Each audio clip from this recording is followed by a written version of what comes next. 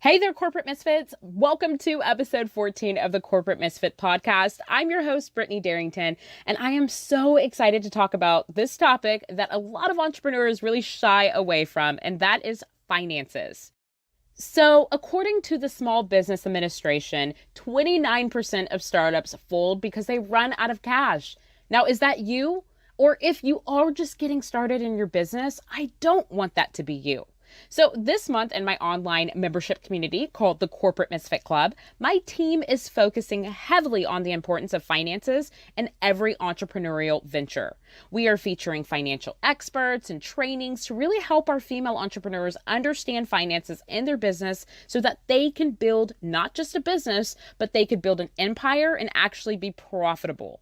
For the entrepreneurs who work closely with me, they know I love to talk all about money. So I thought it would be great to share with you 6 financial things that you need to know for the early stages of entrepreneurship. Okay, let's dive in. You're listening to the Corporate Misfit Podcast with Brittany Darrington, where female entrepreneurs can get powerful tips and advice on how to start, launch, and grow their business. There's nothing more exciting than starting your own business. You have all of these ideas about your product or your service, marketing concepts, even sales strategies, and even hiring a team. It's all coming to your mind 24/7. But in the midst of it all, there's a vital aspect of entrepreneurship that often gets overlooked, and that is finances. So I'll tell you, creating these beautiful skyrocketing sales and marketing plans, or even creating brilliant product or service roadmaps, it won't matter if your fixed expenses are too high or if you're spending money in the wrong places or ignoring basic rules of cash flow. Okay, so let's talk about those 6 finances that you should know about as an early stage entrepreneur. The first one is to build 2 budgets. So this is really vital in every entrepreneur's toolkit. So without a business budget, you are going to be guessing about cost, also about income, with no data to really guide your future planning.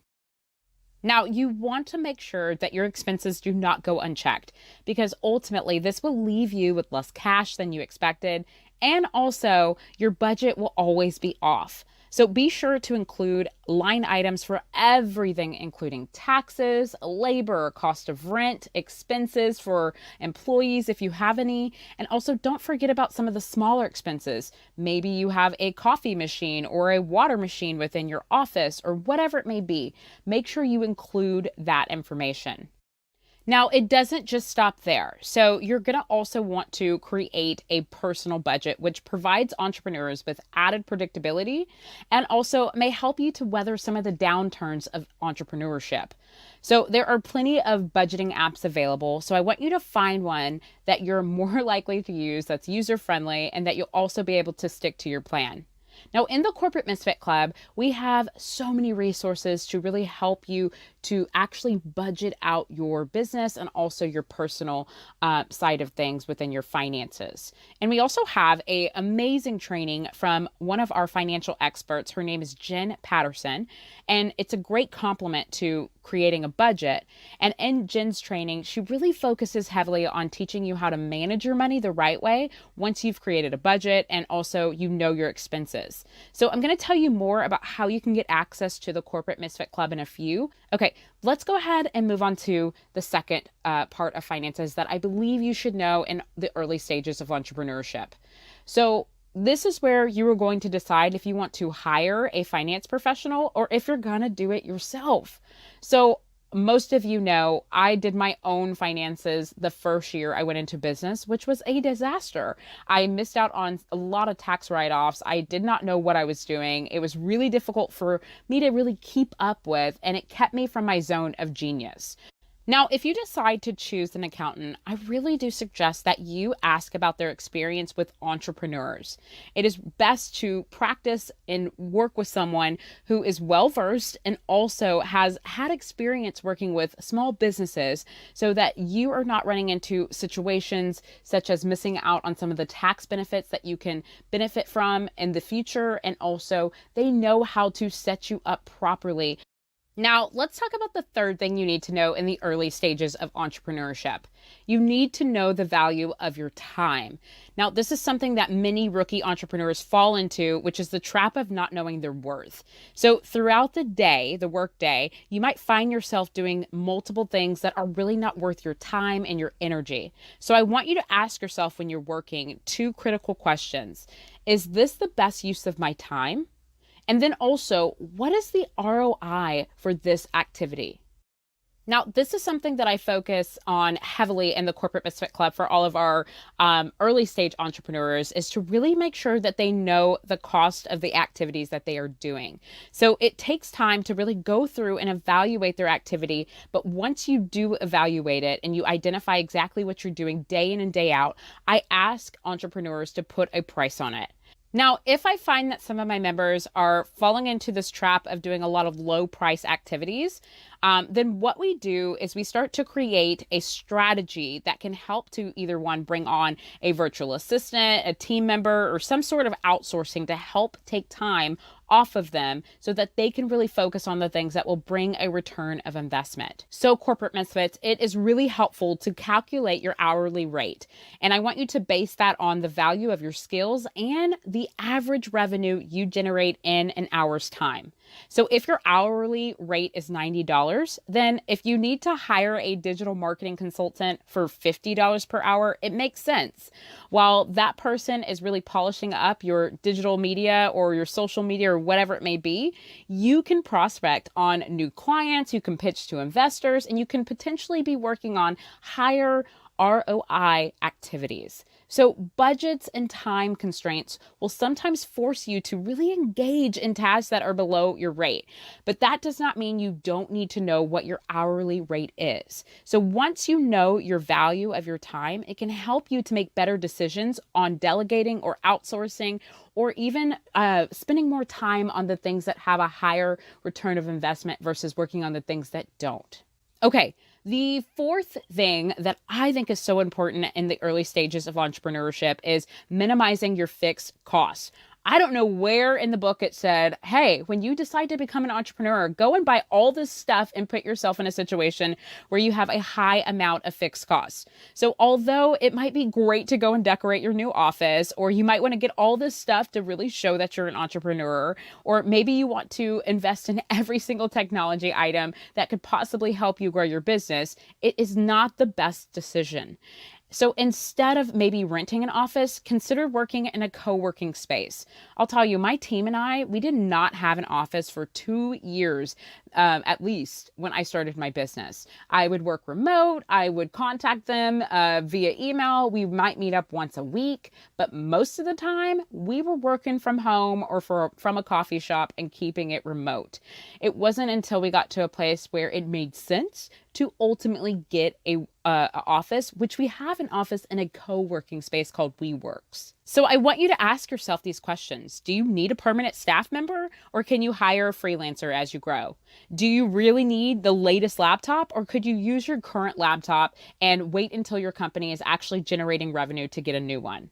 I'll tell you, running a lean operation really creates flexibility and also makes it possible for you to reinvest into your business. And this will allow you to actually grow and be able to put away for future expenses. Now, this is something I always keep in the back of my mind whenever I am spending money in creating a fixed expense within my business. I always ask myself, if I were to present my business to an investor, would they look at my financial choices as a reason not to invest? Or would they invest because I did make strategic and great decisions for my business? So think about that before every single purchase.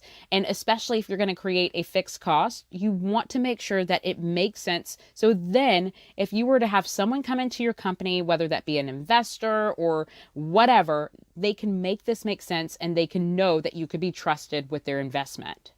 So in addition to minimizing your fixed costs, I want you to learn how to identify smart expenses, investments that offer a strong ROI. So in your business, I want you to really identify where you spend a lot but get little in return. And I want you to ask yourself what your customers value and how that compares with your current spending.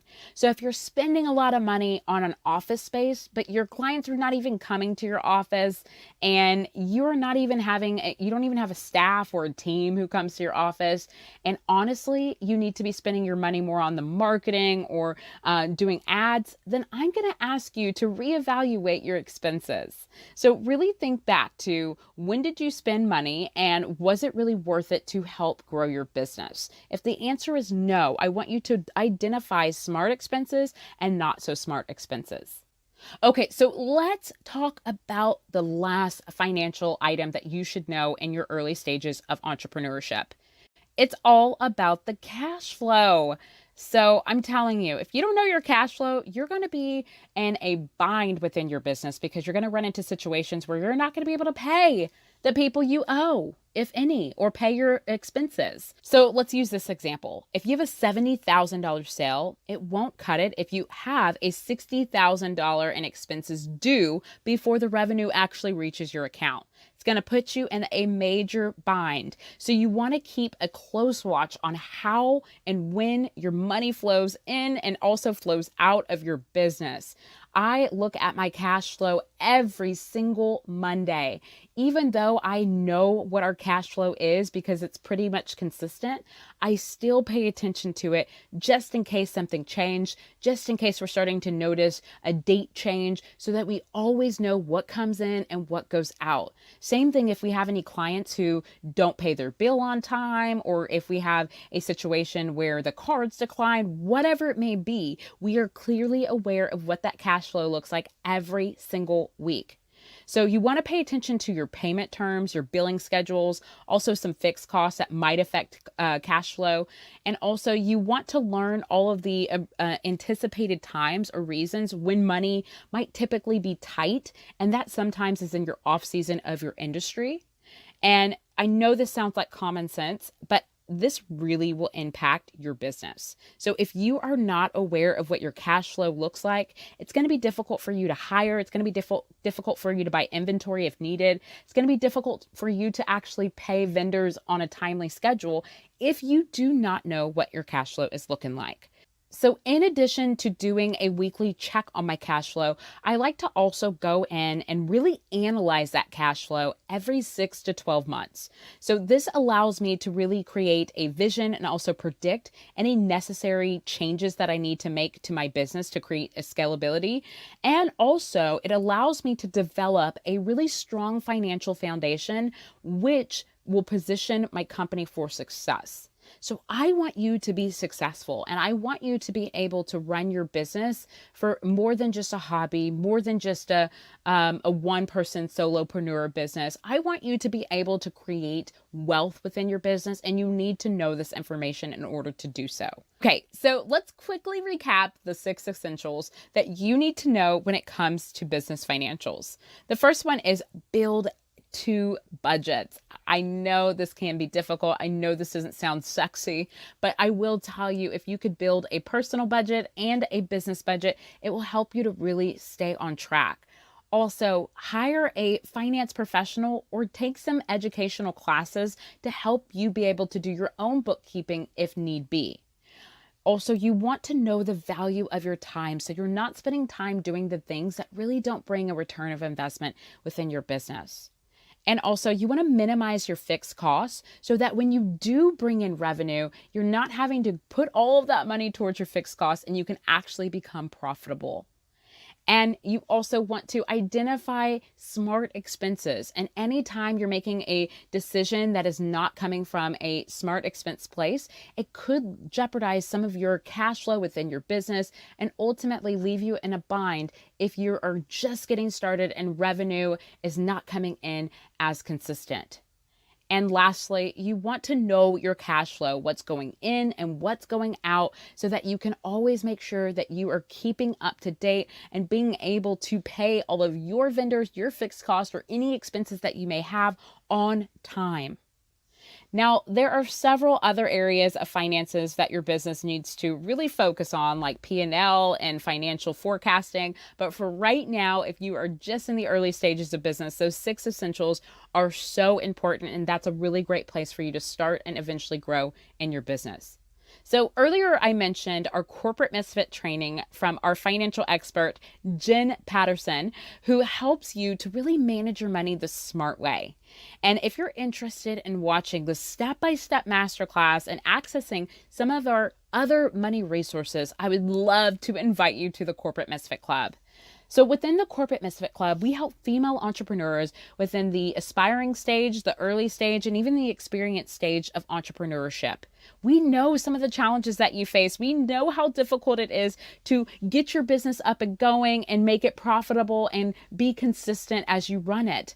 We know, and that's why we created a community where you can learn and gain resources to help you grow your business, but also connect with other like-minded individuals who are in similar situations as you to really help you succeed and be your cheerleader along the way.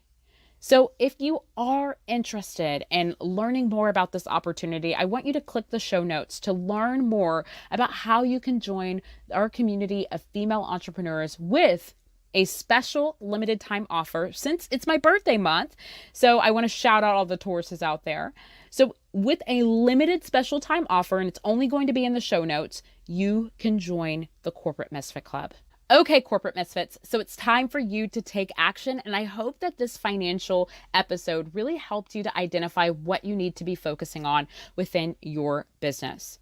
And also make sure you check out this Friday's episode on the Corporate Misfit podcast, where we are doing our Confessions of a Corporate Misfit series with Elizabeth Jackson. She's sharing with us how she escaped the 9-to-5 matrix to start her own entrepreneurial coaching business. I'll see you soon. If you've enjoyed today's episode of the Corporate Misfit podcast, we invite you to check out the Corporate Misfit Club. The Corporate Misfit Club is the essential resource for female entrepreneurs who are looking to start or grow a business they actually love. Whether you are a seasoned entrepreneur in your startup phase or simply thinking about taking the leap into entrepreneurship, we've got your back, girl.